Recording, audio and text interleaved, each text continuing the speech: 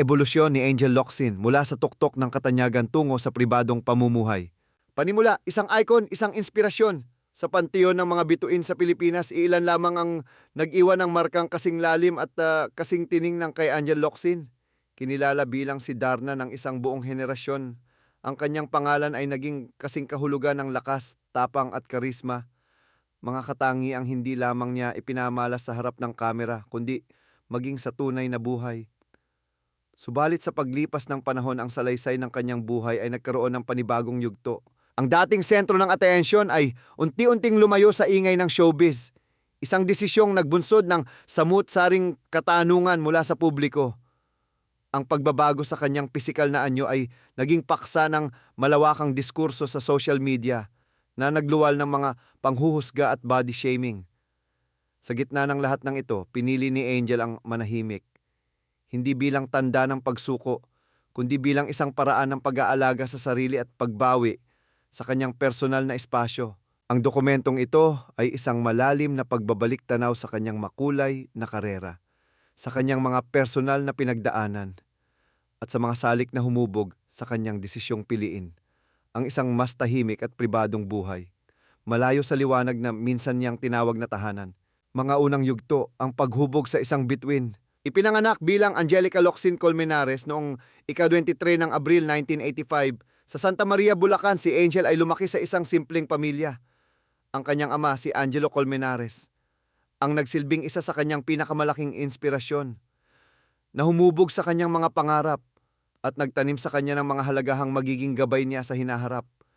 Ang kanyang pagkabata ay ginugol niya sa paraang malayo sa karangyaan ng industriyang kanyang papasukin.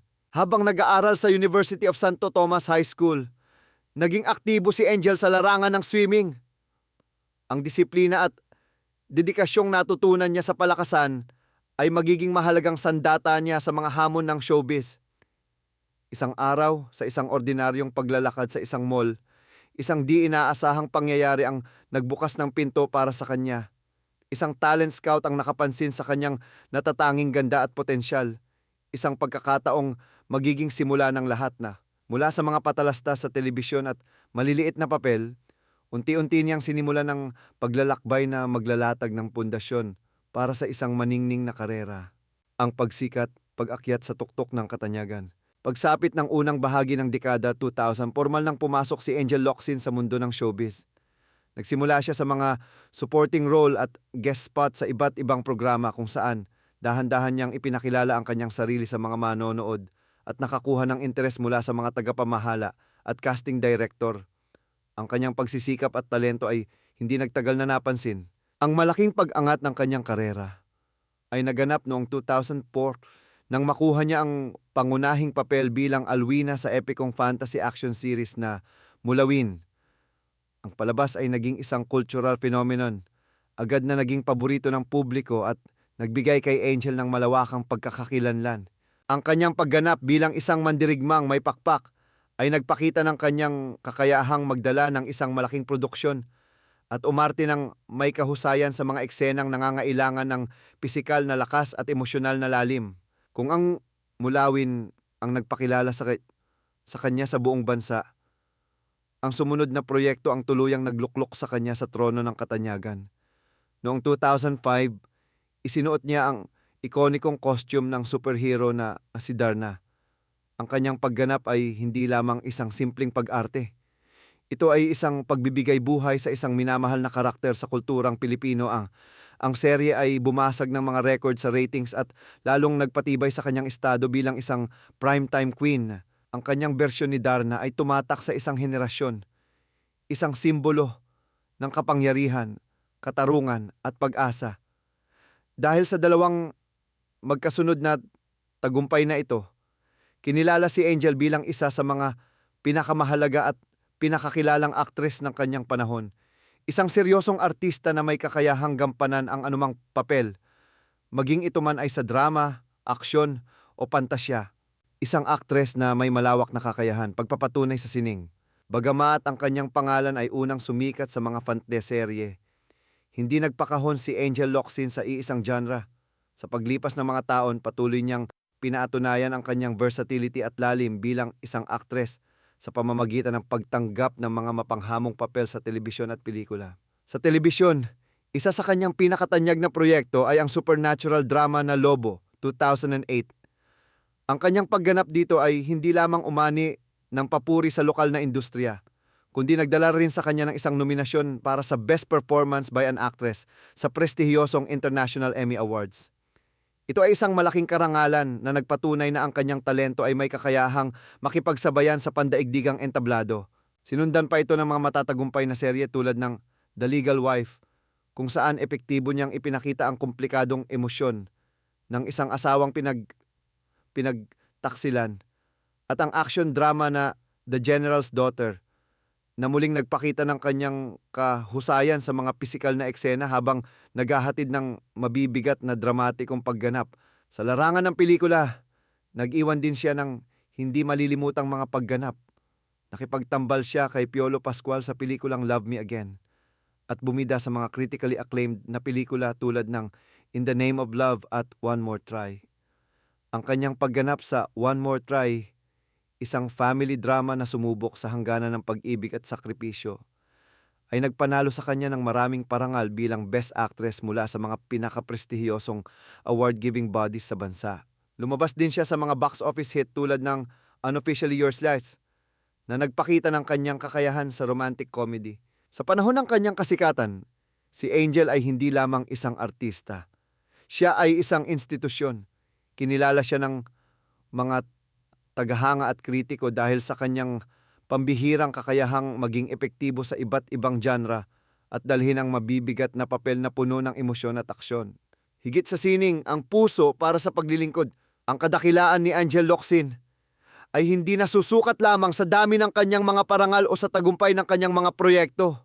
Ang isang malaking bahagi ng kanyang legasya ay nakaukit sa kanyang walang sawang pagtulong sa kapwa.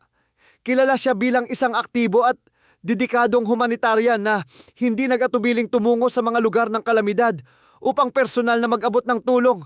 Sa tuwing may tumatamang malakas na bagyo sa bansa, isa si Angel sa mga unang rumeresponde, nagbibigay ng relief goods at tulong pinansyal sa mga nasalanta. Matapos ang malagim na lindol sa Mindanao, personal siyang nagtungo sa mga evacuation center upang maghatid ng suporta. Ang kanyang pagtulong ay hindi limitado sa relief operations. Nag-ambag din siya ng mga donasyon para sa mga scholarship, edukasyon, at iba pang philanthropic causes na nakatuon sa pagpapabuti ng buhay ng mga kabataan at komunidad. Ang kanyang malawak na humanitarian efforts ay hindi na natiling linggid sa kaalaman ng marami. Noong 2019, kinilala siya ng Forbes Asia bilang isa sa Asia's Heroes of Philanthropy, isang pagkilala sa kanyang makabuluhang kontribusyon sa lipunan. Tinanggap din niya ang Spirit of Philanthropy Award mula sa Philippine Red Cross, isang testamento sa kanyang walang pag-iimbot na serbisyo. Para kay Angel, ang pagtulong ay hindi isang obligasyon ng isang celebrity, kundi isang tunay na bokasyon, mga personal na hamon at pagbabago ng landas. Sa likod ng kanyang matagumpay na karera at pampublikong imahe, hinarap ni Angel ang mga personal na hamon na sumubok sa kanyang katatagan. Isa sa pinakamalaking pagsubok sa kanyang karera ay ang pagkakaroon niya ng spinal injury. Para sa isang aktres na kilala sa kanyang mga action role, ang pinsalang ito ay isang seryosong balakid na nangailangan ng mahabang panahon ng rehabilitasyon at nagdulot sa kanya ng pisikal na sakit at stress. Kasabay nito, habang nagbabago ang kanyang katawan, naging target siya ng matinding body shaming sa social media at public forums. Ang mga komento ay nakatuon sa kanyang pagtaas ng timbang at pagbabago sa pisikal na anyo. Sa isang panayam ng tanungin tungkol sa mga negatibong komentong ito, buong tapang niyang sinabi, "Kasi ako, wala akong problema. Ba't ikaw, dami mong issue? Ako nga, walang issue eh. Katawan ko to, di ba? Ako to, sarili ko to eh. Ikaw, okay ka ba?" Ang kanyang tugon ay naging isang makapangyarihang pahayag ng self-acceptance. Marami ang humanga sa paraan ng kanyang pagharap sa mga batikos. Hindi siya nagpatinag at mas pinili niyang ituon ang kanyang atensyon sa kanyang kalusugan at personal na kaligayahan. Ang kanyang paninindigan ay nagbigay inspirasyon sa marami na yakapin ang sarili sa kabila ng mga pamantayan ng lipunan.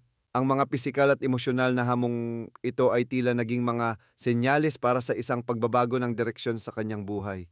Ang desisyon na lumayo sa limelight, pagpili sa sarili at pamilya. Ang paglayo ni Angel Locsin sa showbiz ay hindi isang biglaang desisyon. Ito ay isang unti-unting proseso na nagsimula matapos ang kanyang huling mga malalaking proyekto. Simula noong 2022, kapansin-pansin ang kanyang pagiging hiatus sa telebisyon, pelikula at maging sa social media. Ito ay isang mulat na pagpili na magbigay pansin sa kanyang sarili, sa kanyang kalusugan at sa kanyang buhay pamilya. Isang mahalagang kaganapan sa kanyang personal na buhay ang naganap sa panahong ito. Noong 2017, opisyal na naging magkarelasyon sina Angel at ang film producer na si Neil Ars. Nag-engage sila noong Hunyo 2019.